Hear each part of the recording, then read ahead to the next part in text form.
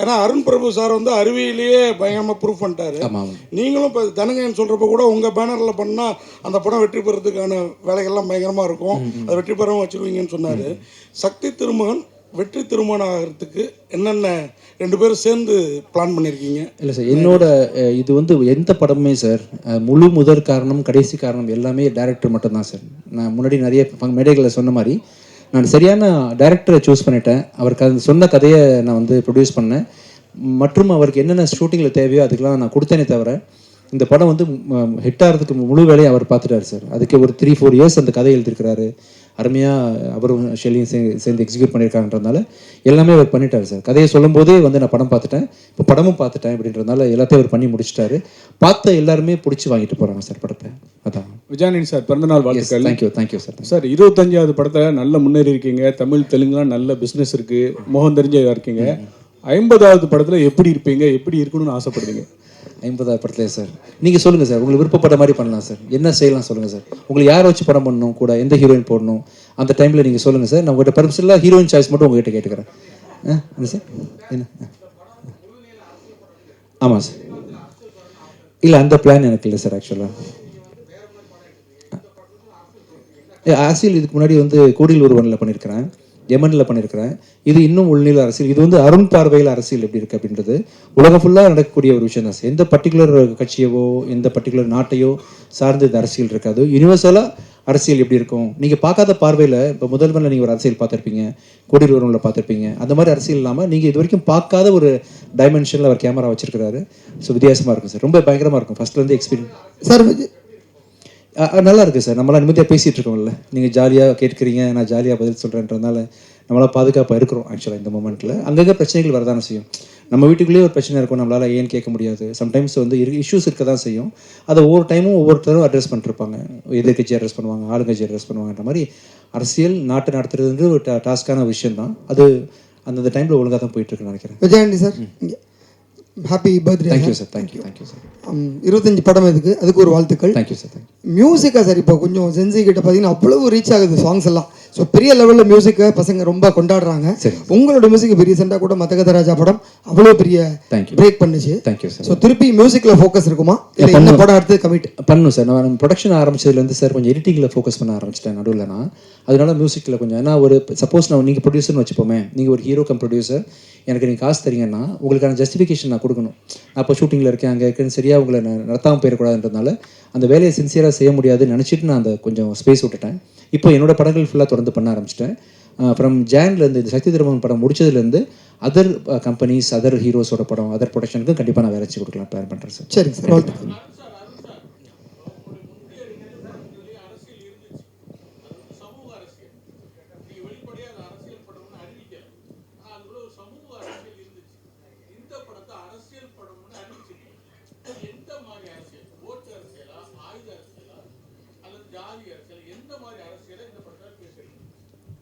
இது வந்து மக்களுக்கான அரசியல் பேசுகிற படமாக இருக்கும் சார். இது இந்த தேர்தல் அரசியலோ இல்லைனா இந்த பொலிட்டீஷியன்ஸ் பற்றின படமோ அந்த மாதிரி இருக்காது சார். இது ஸ்ட்ரெயிட்டாக பீப்புளுக்கான படமாக இருக்கும். எல்லாருமே ரிலேட் பண்ணிக்கிற மாதிரி ஒரு ரெலவெண்ட்டான மேட்டராக இருக்கும் சார். டேரக்டர் சார்,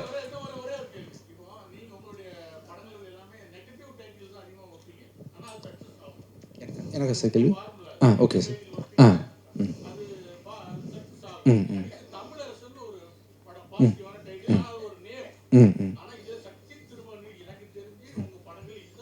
ரொம்ப ஆமாம் சார். ஆமாம் சார்.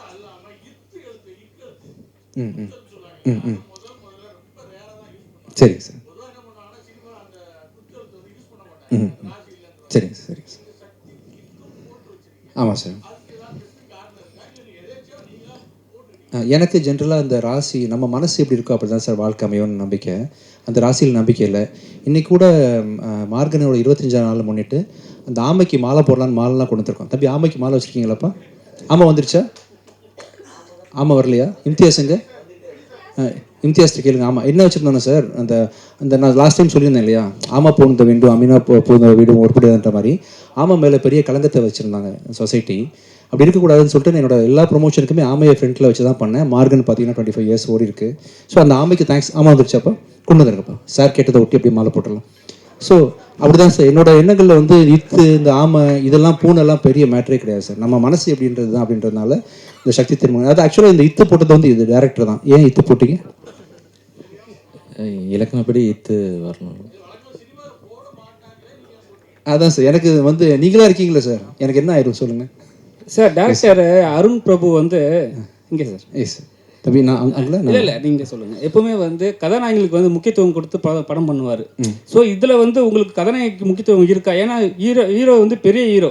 ஸோ அதில் வந்து டேரக்டர் வந்து உங்ககிட்ட சொல்லும்போது கதாநாயகிக்கு முக்கியத்துவம் இருக்குன்னு சொன்னாரா, இல்லை உங்களுக்கு தான் சார் மெயினான கேரக்டர் சொன்னாங்களா? இல்லை இருக்கு தம்பி, ரொமான்ஸ் எல்லாம் பண்ணுறேன். ரொமான்ஸ் இல்லை சார், நீங்கள் எல்லா படத்துலையும் ரொமான்ஸ் தான் சார் போட்டுறீங்க. ஏங்க இப்போ தான் ஆரம்பிச்சிருக்கேன், மண்ணலி போட்டுறாதீங்க. ஆரம்பத்தில் எனக்கு யாரும் சான்ஸ் கொடுக்கலப்பா. என்னை பார்த்தா ஏதோ தெரிஞ்சிருக்கேன் உங்களுக்கு. இப்போ தான் ஸ்லோவாக டேரக்டில் ஓப்பன் ஆகுறாங்க. நானும் பண்ணியிருக்கேன்ப்பா. எப்பவுமே படத்தில் வந்து சிங்கிள்ஸ் போடுவாங்க. சிங்கிள் போட்டால் அது வேற கேரக்டர். இப்போ டபுள்ஸ் சிங்கிள் போட்டு இன்ட்டு போட்டிருக்கீங்க. டபுள்ஸ் ஏன் மெயின்? ரெண்டு விஜய் ஆண்டனியா படத்தில்? உங்களுக்கு வேற மாதிரி யோசிக்க தோணுது நினைக்கிறேன். டபுள்ஸுக்கு காரணம் வந்து இன்னைக்கு வழக்கமாக சிங்கிள் சாங் தான் ரிலீஸ் பண்ணுவாங்க ஒரு நாளைக்கு. இந்த படத்தில் 2 சாங் ரிலீஸ் பண்ணுறோம் நம்ம. டபுள்ஸ்னு போட்டால் நீங்கள் நல்ல விதமாக புரிஞ்சுப்பீங்கன்னு சொல்கிறோம் நாங்கள். நீங்கள் உங்களுக்கு எப்படி தோணுது டபுள்ஸ் பார்க்கும்போது? ஆக்சுவலாக இல்லை மைக் கொடுங்க தம்பி, மைக் கொடுங்க தப்பா, மைக் கொடுங்க. இந்த டபுள்ஸ் போட்டால் உங்களுக்கு பெண்கள் கதாநாயகன் சரிங்களா, அதனால கேட்டேன். ஓ நீங்கள் டபுள் ஹீரோயின் சப்ஜெக்டானு கேட்குறீங்களா? ஹீரோ டபுள் ஹீரோன்னு கேட்டேன். இல்லை அப்படி இல்லைப்பா, நான் தப்பாக நினச்சிட்டேன் உங்களை. சாரி, நீ இப்படி தான் கேட்டீங்கல்ல. சரி ஓகே. நான் என்னமோ என் மைண்டில் வந்து எனக்கு என்னென்னமோ தோணுச்சு. சாரிப்பா, நான் தான் தெரிஞ்சுன்னு போல் இருக்குல்ல. அப்போ டபுள் என்ன சார் மைக் கொடுங்க. Mike sir Vijay Antony sir. Pichaikkaran 3 நான் டைரக்ட் பண்ணுறேன் சார். ஆக்சுவலாக அதுக்கான கதை ஒர்க் போயிட்டுருக்கு. நெக்ஸ்ட் இயர் டைரக்ட் பண்ணுறேன். Thank you sir. விஜயாண்டன் சார், இனிய பிறந்த நாள் வாழ்த்துக்கள். தேங்க்யூப்பா. 25வது இது. தேங்க்யூ. சக்தி திருமகன் வச்சிங்க. ஆனால் பராசக்தி டைட்டில் இன்னும் அதை விட சூப்பராக இருந்தது. அதுவும் அரசியல் தான், அதுவும் கலைஞர் தொடங்கினது தான். இப்போ உங்கள் பேர்லேயே அரசியலில் இறங்கியிருக்காரு யார்? விஜய். ஓகேங்க. ஸோ சக்தி திருமகன் விஜய் தொடங்குற மாதிரி அந்த அரசியல் வருமா? இன்னும் தெளிவாக கேளுங்க. ஃப்ரெண்ட்ல வாங்க. ஐயோ எனக்கு புரியல, நீங்க எங்க பொறுமையா கேட்டா எனக்கு புரியும். விஜய் அவர்கள் இதே மாதிரியான அரசியல் தான் தொடங்கியிருக்காரு. ஆமா. ஸோ நீங்க வர பாணியில் தான் விஜயும் மேடைக்கு வராரு. நான் பாணியா? ஆமா, ஒயிட் ஷர்ட் போட்டு அதே மாடல தான் தம்பி கருப்புப்பா. ஸோ உங்களை ஆளாக்க முதல் தொடங்கின எஸ்ஏசி தான். ஆமா. ஸோ அவருக்கு இந்த அரசியல் அதே மாதிரியான கதைகளா இருக்குமா? தம்பி எனக்கு இன்னும் புரியல. இல்லை சார், அரசியல் தப்பா வச்சுக்காதீங்க, நான் நேரமே பதில் சொல்றேன் ஓகேவா? ஆனா நீங்க புரிய மாதிரி மட்டும் கேளுங்க போதும். இல்ல, விஜய் அரசியல் மாதிரி இருக்குமா வருங்காலத்தில்? இந்த படத்துல இருக்க விஜய் அரசியல் இது வந்து நான் அரசியல்வாதி இல்லப்பா, நான் புரோக்கர். ஆக்சுவலா இந்த படத்துல புரோக்கரா வேலை செய்யறேன். நான் புரோக்கர் தானே, நான் ஒரு புரோக்கர். ஆக்சுவலா கதையும் சொல்லிட்டாரு புரோக்கர்னு. அரசியல் புரோக்கர் சார். கரெக்டா சொல்லலாம் அந்த விஷயத்த. உங்களுக்கு மட்டும் வச்சுக்கோங்க, வெளியே சொல்லுங்க. ரெண்டாவது அரசியல் புரோக்கர். ஓகே, பிறந்த நாள் அன்னைக்கு சுட்டு வரவேற்கணும்னு ஏன் ஆசைப்பட்டீங்க? அன்பாலாம் சுடணும்னு ஆசைப்பட்டேன். இல்லை எல்லாம் டயர்டாக வந்து உட்காந்துருப்பீங்க, பல ப்ரெஸ் மீட் பார்த்துட்டீங்க இல்லையா? இன்னொரு ப்ரெஸ் மீட்டு அப்படி ஆயிடக்கூடாது, உங்களுக்கு ஒரு சின்ன மகிழ்ச்சி தேவைப்படணும், ஃப்ரெண்ட்லியாக இருக்கணும் அப்படின்றதுக்காக தான் அதை பண்ணேன். ஆக்சுவலாக ப்ளஸ் இந்த மாதிரி சென்டிமெண்ட்லாம் இருக்கக்கூடாது ஃப்யூச்சரில், இதனால அது ஆயிடாது, நத்திங் இஸ் நெகட்டிவ் அப்படின்ற விஷயத்த நான் வந்து சொல்லணும்னு ஆசைப்பட்டேன். அதுக்காக சிம்பாலிக்காக. சரி, எப்போ செருப்பு போடுவீங்க? நல்லா இருக்குப்பா, சூப்பராக இருக்குது, நீங்கள் கழட்டி பாருங்கள், வேறு லெவலில் ஆயிடுவீங்க நீங்கள். சூப்பராக இருக்குது. விஜய் ஆண்டனி சார், பிரதமர் வாழ்த்துக்கள் சார். Thank you sir. அப்புறம் சமீப காலமாக படங்கள் வந்து அரசியல் படங்கள் வருது. அந்த அரசியல் படங்களில் பொதுவாக ஜாதி இல்லைன்னா மதத்தை பற்றி தான் நிறைய பேசுகிறாங்க. இப்போ சமீபத்தில் வர படங்கள் அப்படி தான் வந்துட்டுருக்கு, மதம் சார்ந்து தான் வந்துட்டுருக்கு. இந்த படத்துக்கும் சக்தி திருமகன் அப்படின்ற டைட்டில் தான் வச்சிருக்கீங்க. இது பார்த்தா ஒரு ஆன்மீக டைட்டில் மாதிரி தெரியுது, அரசியல் படம் சொல்லி சொல்றாரு. இதுல எந்த அரசியல் வந்து பேசுறாரு? சமூக அரசியல் பொதுவாக தான் சொல்றாரு சாரு. அது முஸ்லீம்களுக்கு எதிராக இருக்குமா, இல்லை கிறிஸ்டியனுக்கு எதிராக இருக்குமா, இல்லை யாருக்கு எதிரான ஒரு படமா இருக்குமா? எந்த மாதிரி அரசியலை பேச போகுது? இது மக்களோட அரசியல் பேசுறாங்க சார். ஆக்சுவலாக நாட்டில் என்ன நடக்குது ஜென்ரலி அப்படின்ற மாதிரி மக்களோட அரசியல் பேசக்கூடிய கதையா இருக்கும். நீங்க மேபி அருண் பிரபு கரெக்டாக சொல்வார். அதுக்கு சொல்லுங்க நீங்க சார். சார் அதான் சார்,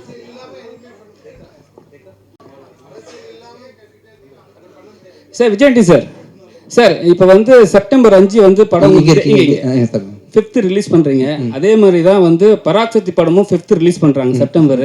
ஏற்கனவே அந்த ஒரு டைட்டில் பஞ்சாயத்து போயிட்டு இருக்கு. இப்போ ஒன்றும் போகலப்பா, பஞ்சாயத்துலாம் இல்லைப்பா, நாங்கள் ஹாப்பியாக சரி ஓகே, ஒன்றும் இல்லை, எங்களுக்கு தெரிஞ்ச வரைக்கும் நாங்கள் சொல்கிறோம். நீங்கள் சோகமாகவே இருக்காதீங்க, நாங்கள் ஹாப்பியாக இருக்கிறோம்.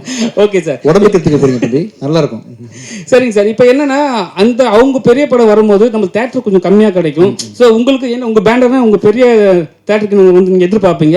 ஸோ எப்படி இதை வந்து சரி பண்ண போகிறீங்க? இல்லை உண்மையை சரி பண்ணுற மாதிரிலாம் ஒன்றும் இல்லைப்பா. தமிழ்நாட்டில் கிட்டத்தட்ட 1000 தேட்டர் இருக்குன்னு வச்சுக்கோங்களேன். அவங்களுக்கு ஒரு 600 தேட்டர், நமக்கு ஒரு 400 தேட்டர் கிடைக்கும். இப்போ ஸ்டில் கிடைக்கும், நமக்கு பிரச்சனை கிடையாது. இப்போ ப்ளஸ் பார்த்தீங்கன்னா இப்போ எல்லாருமே ஒன்றா வந்தால் தானே உங்களுக்கு சந்தோஷமாக இருக்கும் இல்லையா?